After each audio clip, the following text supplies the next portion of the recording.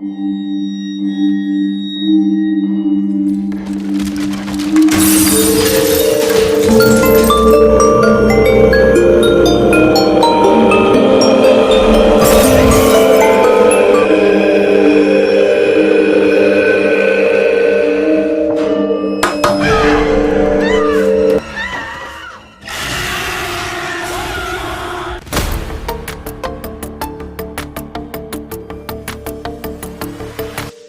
कहानी की शुरुआत होती है 1976 में, जहां एड और लॉरेन न्यूयॉर्क शहर के घर में किसी भूत के होने का सबूत जुटा रहे थे, ताकि वो चर्च को वो सबूत दिखाकर उस घर की शुद्धि करा सके।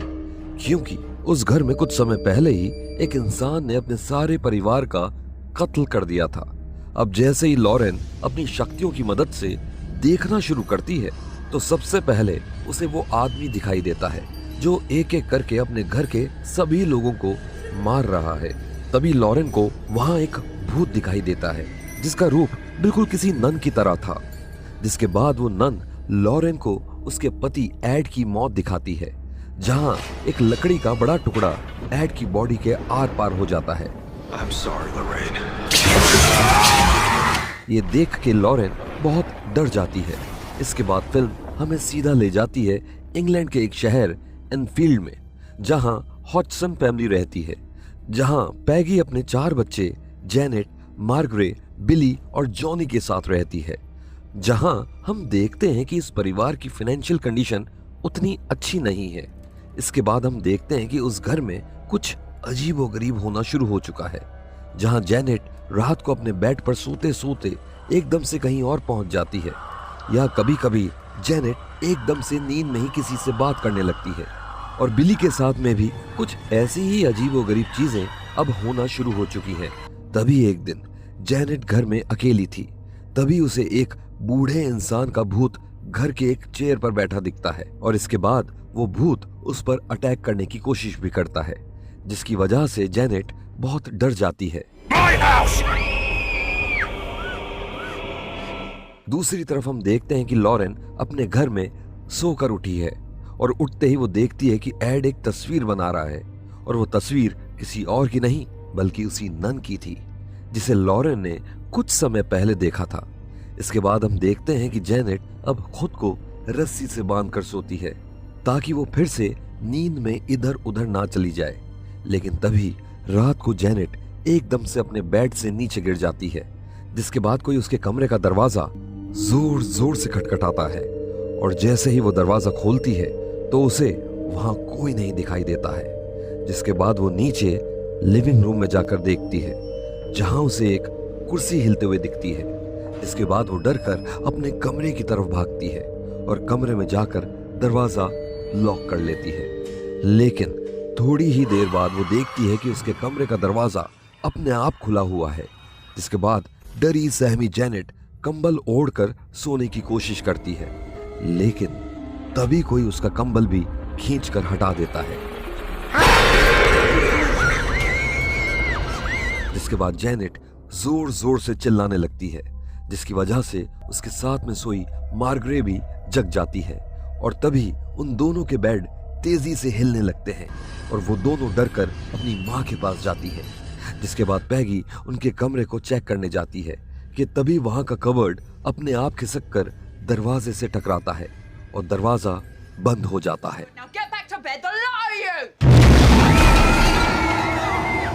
और ये देखकर पैगी भी बहुत डर जाती है। जिसके बाद वो सभी बच्चों को लेकर उनके सामने रह रहे पड़ोसी के घर चली जाती है। इस घटना की थोड़ी ही देर बाद वहां पुलिस आती है, जिसके बाद वो घर को चेक करना शुरू कर देते हैं। तभी उनको उस घर की अलग अलग जगह से आवाजें सुनाई देती हैं, जिसके बाद उन्हें अपनी आंखों के सामने एक कुर्सी चलती हुई दिखाई देती है, जिसे देखकर पुलिस भी डर जाती है। इसके बाद वो लोग इस बात की जानकारी पास ही के एक चर्च के पुजारी को देते हैं। दूसरी तरफ हम देखते हैं कि लॉरेन अपने रोजमर्रा के कामों में लगी हुई है कि तभी उसे वो नन अपने घर में दिखाई देती है। जिसके बाद वो नन एड के स्टडी रूम में चली जाती है, जहां एड की बनाई हुई वो पेंटिंग टंगी हुई थी। लेकिन जैसे ही लॉरेन उस कमरे से बाहर जाने की कोशिश करती है, तभी उस कमरे का दरवाजा अपने आप बंद हो जाता है, जिसके बाद वो भूत उस पेंटिंग से बाहर निकलकर लॉरेन पर अटैक करने की कोशिश करता है। तभी लॉरेन उससे उसका नाम पूछती है, लेकिन इसके बाद हम देखते हैं कि लॉरेन को पता चलता है कि जो भी हुआ वो बस उसकी इमेजिनेशन थी। तभी लॉरेन की नजर पड़ती है अपनी किताब पर, जिसमें उसने कुछ लिख लिख कर फाड़ दिया था। दूसरी तरफ एनफील्ड में हम देखते हैं कि कुछ मीडिया के लोग जेनेट का इंटरव्यू लेने आते हैं, जहां इंटरव्यू के बीच में ही जेनेट में वो भूत आ जाता है, जिसके बाद वो बताता है कि उसका नाम बिल विल्किंस है और उसे हैमरेज था, जिसकी वजह से उसकी मौत कुर्सी पर बैठे बैठे ही हो गई थी। और ये वही कुर्सी थी जिस पर जेनेट को कई बार एक बूढ़ा इंसान बैठा हुआ दिखाई देता था। मीडिया की इस कवरेज के बाद हम देखते हैं कि अब पूरे इंग्लैंड को इस केस के बारे में पता चल चुका है, लेकिन अपने पड़ोसियों के घर में रहने के बाद भी बीच में कई बार जेनेट में वो भूत आ जाया करता था, जिसे देखकर सभी डर जाते थे।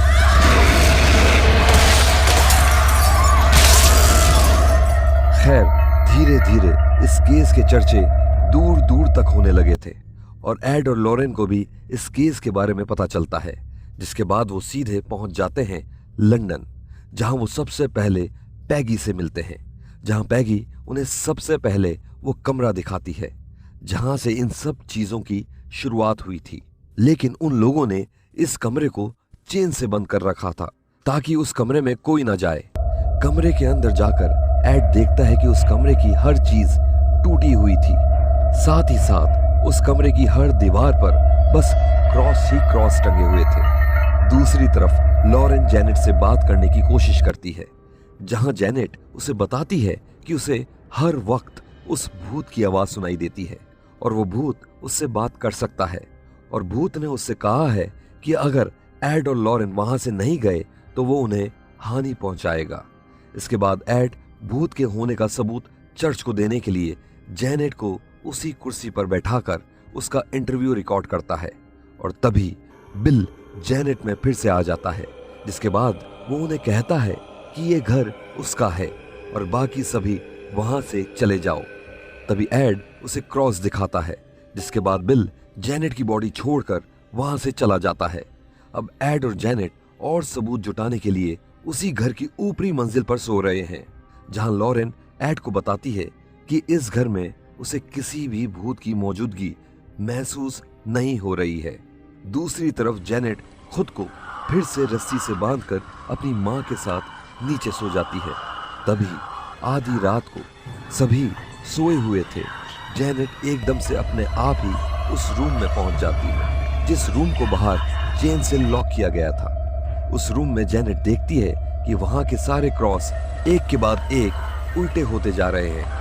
तभी एक भूत जेनेट पर हमला कर देता है